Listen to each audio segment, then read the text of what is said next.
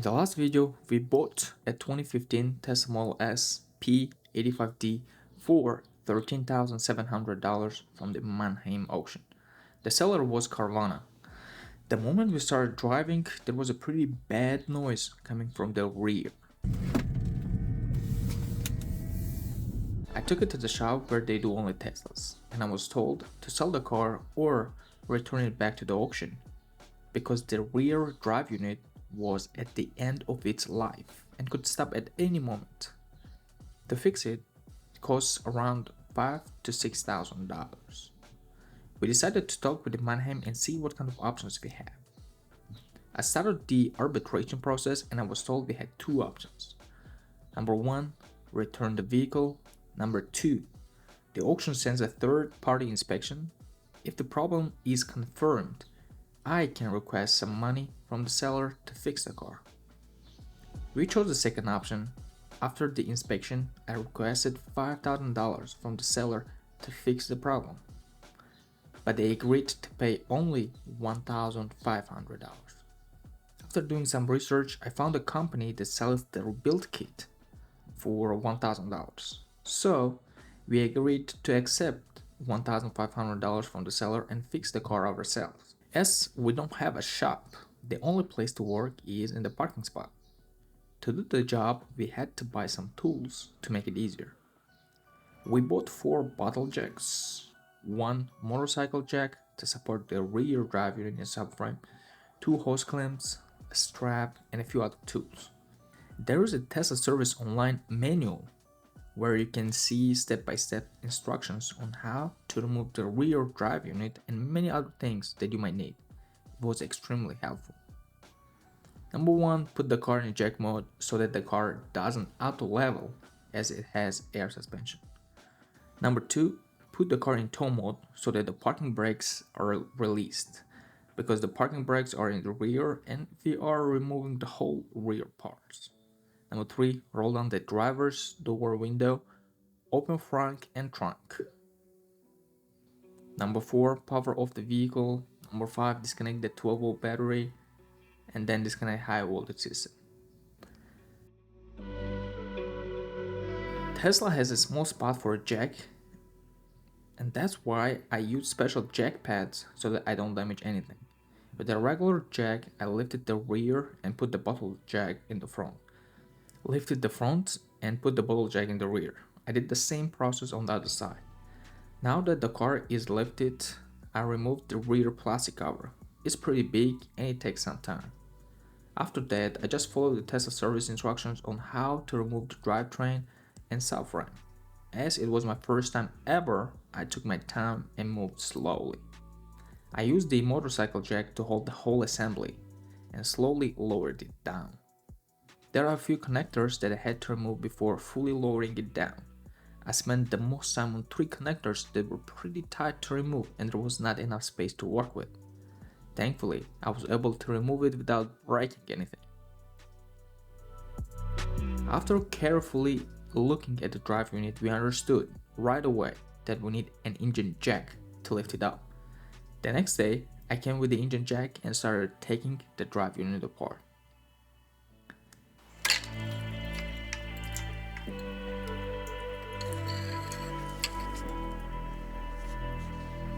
After removing the motor, I was happy to see that there is no coolant inside. It's a very common problem for these drive units to leak the coolant inside the motor, and it makes a huge mess in there. This is the seal that makes all those problems when it leaks. I'm sure at this moment that the reason for the noise are bearings. I took the cover off the inverter as well to make sure there is no coolant, and thankfully there was not. To separate the middle part where all the gears and bearings are, I had to disconnect one connector that goes from the starter all the way to inverter. Without removing the inverter, I had to unpin the plastic connectors because there was not enough space for it to go through. I didn't know how to remove the inverter at that time, so I didn't have any other options to do. I just came here and picked up their build kit. Their build kit looks absolutely amazing. PFI Versa. So I have to research this company. I saw it on Google, but I didn't find out any pricing on them. But if it is less than $1,000, bro, that's amazing. And everything looks good. A lot of gaskets. Everything is marked here, and also they have what's called the video instruction, where you can just watch and assemble it. It looks like all the bearings are in here. These are seals, I believe, bearings. So it looks like everything in here, which is great. On the way back, I took some loaner tools from AutoZone to remove bearings and started the removal process. So I separated and I took all the gears over here. Maybe when I will be putting it back, I'll record it, because this is the first time I'm doing it and I'm fully focused on it, and I forgot even to record the video or anything. And this one is located right here at this shaft, and I think this is the main problem. Let's look how it works.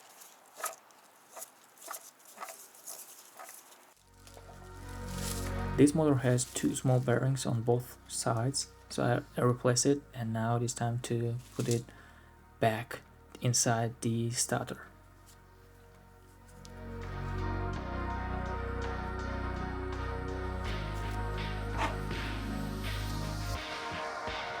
This is the cover for the motor, so I put some sealant around it. This is how it has to be. There's no gasket that goes over there. And after putting sealant, I tried to put it back on, and of course I torqued it down to the spec.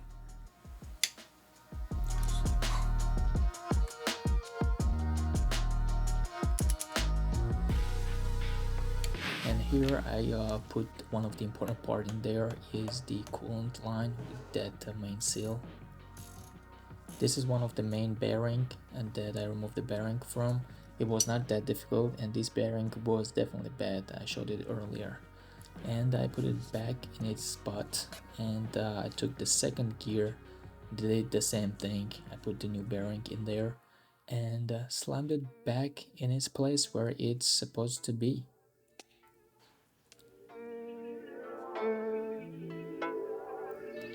This is the part that is one of the difficult parts. This is the differential. It has two big bearings from both sides. This is the other side, and this side was pretty tight, so there we had to have a special tool to remove it, but of course we didn't have it, and we did our best to remove with the tools that we had. And the other part was the most difficult, because we had to remove that main gear, the big gear around it, and it had like, I don't know, 20 bolts around there, as you can see here. And I removed all those bolts, slammed it out, and then on the other side I removed the bearing and put the new bearing in. And definitely one of this bearing, especially right here, this bearing was bad, and it is good that we took our time and put a new bearing in here. This is where the main axles connect, so this part is very important. And I put everything back in, and a few slams with the rubber hammer was good. And on the other side where the inverter is, I pulled the seal and married both sides. And I took my time to torque everything down, and everything was tied down pretty good. So this is that connector that I was talking about that doesn't go through, which I had to unpin. So I put everything back to its place, and here I put the drive unit inside the subframe where it's supposed to be.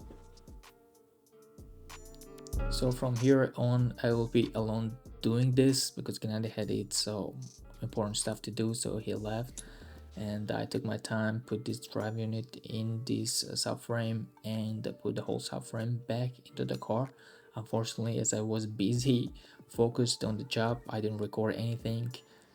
Unfortunately, I can't show you anything on that process, but it was basically the same as I took it out, and I tried to put it back in. It was a little bit of the hassle, but I got the job done. This is the moment I've been waiting for almost a week now. Everything is in here. Everything is tied up. Right now I have to turn on the car and see what happens. I hope it turns on. I hope there's no issues at all. But you never know. Alright guys, this is the moment I've been waiting for 7 days almost. Like 5, 6, 7, I don't even know. I want to drive a little bit here at the parking and see if there's any noise.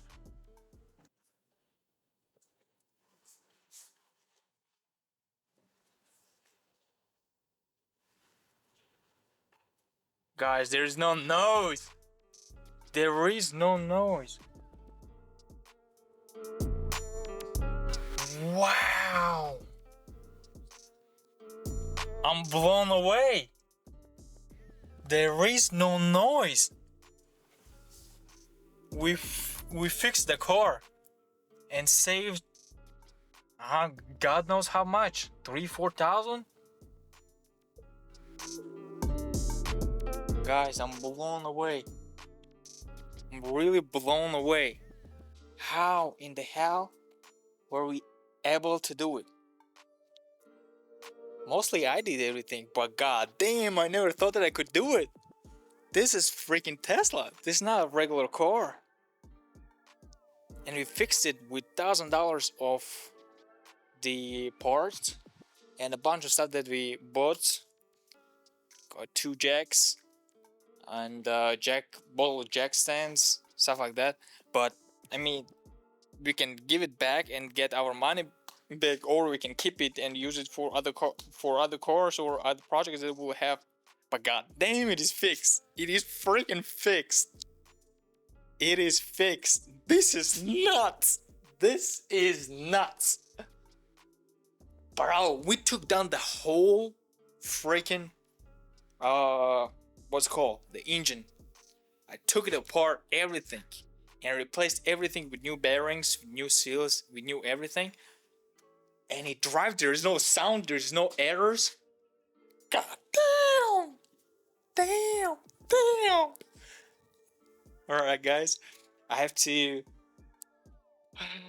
keep control over here, and after that I can start driving. God damn!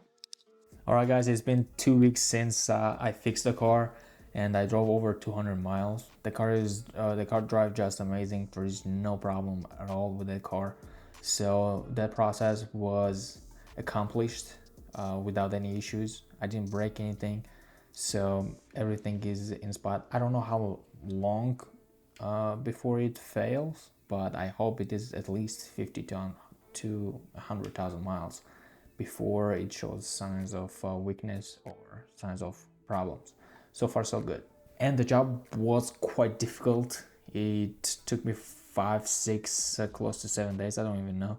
And it was not an easy job, but as it was the first time, that's why it took a little bit longer. But I believe that in the future, if I try to do any jobs like this, it should take like 3 to 4 days max, which I hope will be a lot better. Guys, if this video was valuable, please give it a thumbs up, and if it was entertaining in any shape or form, please consider subscribing, because there will be a lot more videos coming on this channel. And also, if you want to check out the cars that we sell, the prices that we sell for, there is a website, hybridautodeals.com. You can see all the information there, and of course, for those people who come from YouTube channel, there will be a special discount. Alright guys, see you in the next video. Bye bye.